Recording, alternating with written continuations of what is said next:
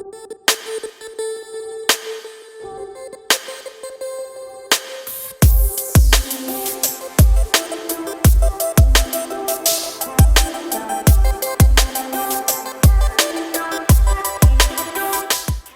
diingat, tujuan utama vaksinasi di masa pandemi adalah terciptanya kekebalan kelompok atau herd immunity, meskipun vaksinasi pada individu itu menciptakan kekebalan pada individu tersebut.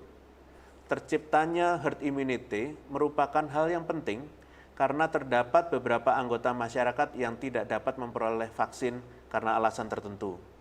Oleh karena itu, untuk mencapai kekebalan kelompok atau komunitas ini, prinsip gotong royong merupakan hal yang utama. Kekebalan komunitas dapat dicapai apabila masyarakat yang sehat dan memenuhi kriteria melakukan vaksinasi, sehingga dengan jumlah yang memadai, maka akan tercipta herd immunity sekaligus melindungi kelompok-kelompok yang tidak dapat divaksinasi.